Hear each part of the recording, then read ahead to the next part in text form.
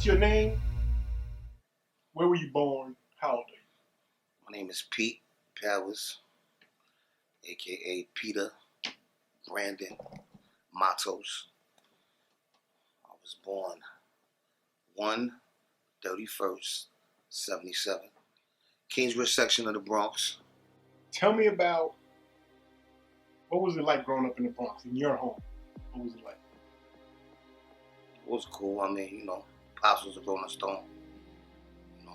He was there sometimes, and there was times he wasn't there. Pops had enrolled himself in the reserves when I was young to try to change his life, probably give us a better life. When he came home, he was, Playboy Bunny. Moms and him argued most of the time. Without them arguing, other than that, it was peaceful. What was your relationship with your father? She was dope. Me and my pops always had a dope relationship. He showed me how to be a man, but he didn't guide me with responsibilities. My grandfather did. What was your mother like? What was your relationship with her? My mom was cute, cool, beautiful woman, a little lazy. Probably thought she was a queen. Had to get catered to. To break up with my parents, was frustrating towards her, stressful. So she turned to drugs. How did that affect you? It affected me, seeing your mother, that was once this beautiful lady, start deteriorating little by little, you know what I mean? And, when you're young, you really don't know what to do. I learned the streets early because I had to chase my mother in those streets. I had to be in the trenches. Was this like in the 80s?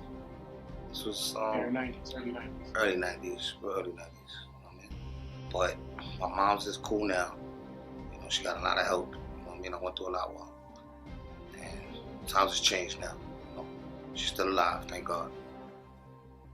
What was the economic state in the household? What was the finances like? I mean, Pops was probably getting a check, probably all through the reserves, / my father worked for Columbia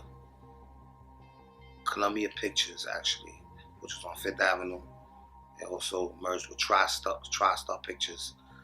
I'm not sure exactly what he did, but I know he always came home with Star Wars figures for me because him working for, a company that produces movies, these are the little things that he'll get me and shit. Which my grandfather got him that job. So since your father was working, the one bringing the money, was there any teaching of financial responsibility, credit? Nah. Save money? What was I didn't, none of that was talked about, when I was young. We was just, I would say I wouldn't label us poor. I'll definitely label us middle class. You know what I mean? You said your mother was lazy and she didn't really work. So did your father give you a strong work ethic? What did he tell you about working in this world? My pops told me that, you got to stand on your 10 toes. Reputation is everything. And, I asked him one time, if he had a fear, when I was being brought in this world. He was like, he just wanted to make sure that, I could stand on my own and not be on some sucker shit. You know what I mean? As far as economic-wise, like you asked, I grew up with colorful money too, regardless of, colorful money as meaning the system. You know what I'm saying? System money, meaning welfare, food stamps, welfare, yeah, shit like that. Okay. Free lunches at school. If it came down to that, but it was never that bad that I could remember. Like, I didn't have it where I was eating syrup sandwiches. You know what I'm saying? Thank God. You know what I mean? May have not been eating a T-bone steak, but did I?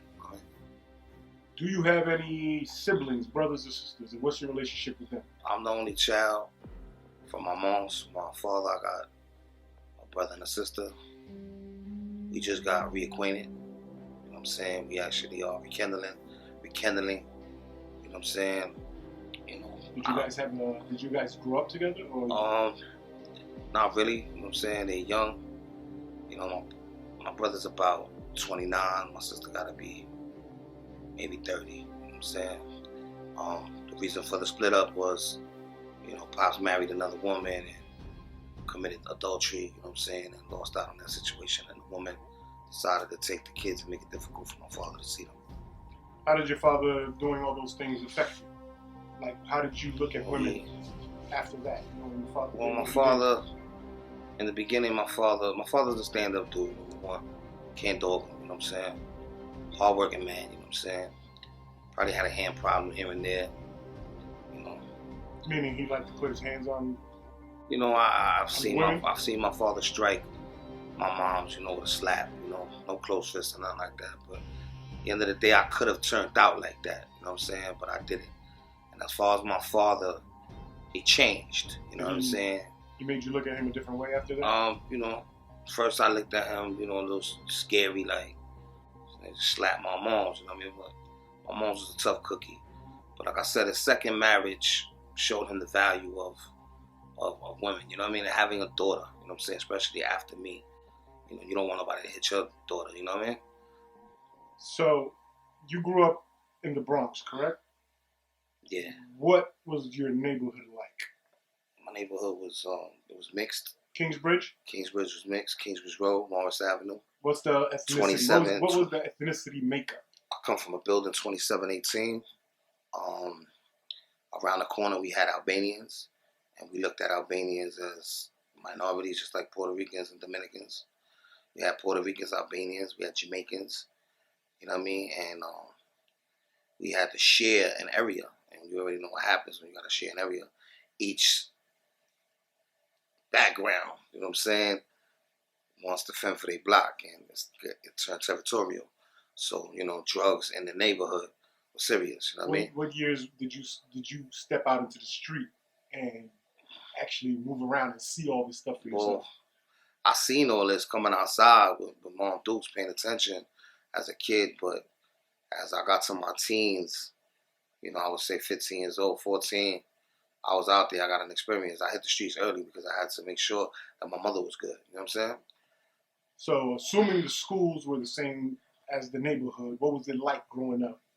What was it like going to school, grammar school, for example? No, it was dope. PS 86 on Kingsbridge, right next to Walton High School, which is the high school that Celia Cruz went to, you know what I mean? Other famous salseros, you know what I mean? What was your status in grammar school? Were you a nerd? I was a tough guy or bully? I was a popular You were just a popular kid? I was a popular dude. Like, every school I went to, for some reason, I was popular.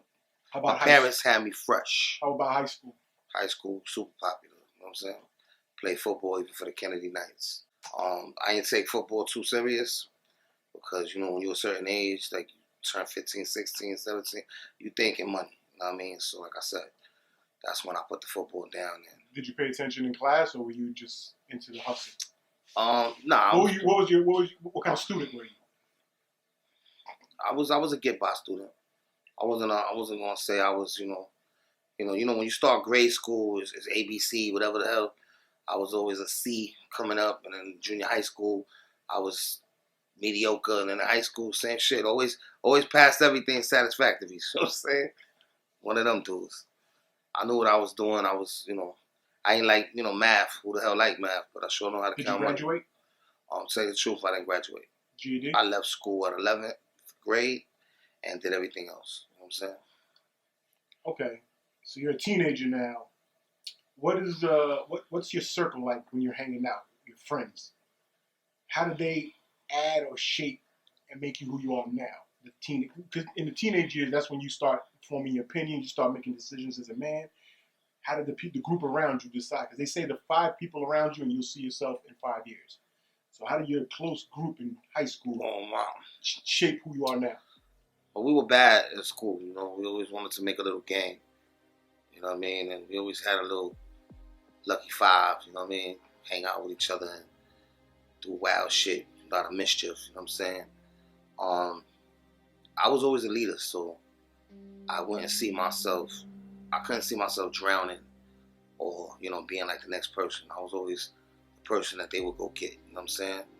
But they do say, like you said, you're right, because they sometimes say you are who you hang with. That's basically what you're telling me. Basically, yeah. You know what I mean? But I would say we did pretty well. I mean, there's a lot of dudes that I probably went to school with that are dead right now. But there's a lot of us that are alive. What was your dream as a child when you thought of what you wanted to be when you grew up? How did those plans work out or not work out? Well, I always watched wild movies, mafia movies, Charles Bronson. I wanted to be a vigilante. I wanted to actually stop crime, but I didn't want to be a police officer. So how did those dreams pan out? Well, as I was growing up and, you know, getting into body development in high school and sprouting my wings and, you know, getting into fights in the street and all types of wild shit, you know, that ended up changing, you know what I'm saying? But I definitely wanted to be one of the people out there that would help was what was going on in the hood, anything bad. You know, you gotta... Do you think you've added, or did you add to your community or take away from your community? If you had to look back on your teenage years. I added. I would say I added. And when I say add, you in a positive way. Yeah, I would say in a positive way because I didn't become a statistic. You know what I mean? I'm not a statistic to my neighborhood. You know, I was the type that it didn't matter if I seen a lady with groceries or I seen an old man crossing the street or somebody's a family, a relative to a hangout buddy. I always was in the mix to help. You know what I mean? I was always the type to, I even threw barbecues in my areas. Even when we were coming up getting money, you know what I'm saying? I always gave back, you know what I'm saying? Especially to the kids. You know, 4th of July, I would buy a bunch of fireworks and light up the sky for everybody, you know? What would you change if you could about your childhood? What I'd change? I would definitely I would have paid more attention to schooling. You know what I mean? I don't know what it is to go to college. I just know what I see on TV. Education. You know what I mean? I would have definitely, you know, paid more attention. Follow the career, yes. Maybe? Pick the actual focus? Maybe, you know, maybe.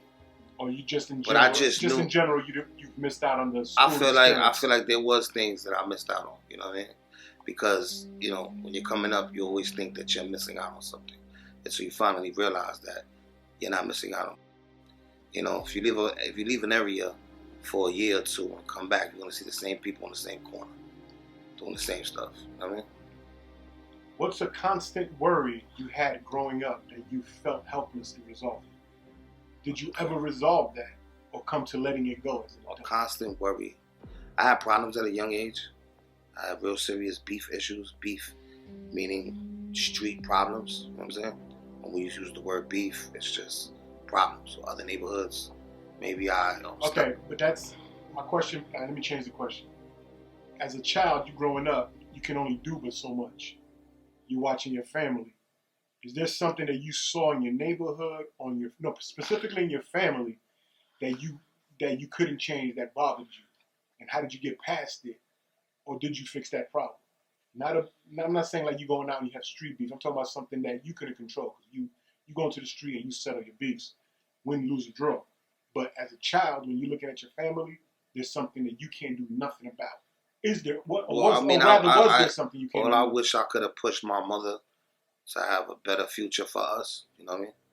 Because technically, we were kind of lucky because she still had her parents.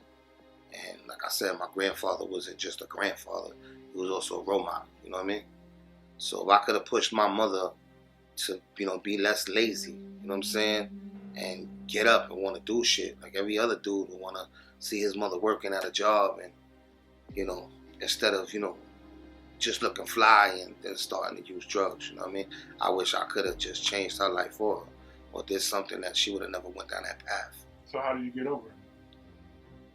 By helping her, actually. You know, making sure that I could, you know, find a way for my mother to get, you know, her health could get better, you know what I'm saying? You know, nourishment, you know what I'm saying? Anything, you know what I mean? Like, just cold turkey with her, you know what I mean? Just sit there and let her know that there's more important things out there like me to worry about than worry about being in the street, you know what I mean, or stealing.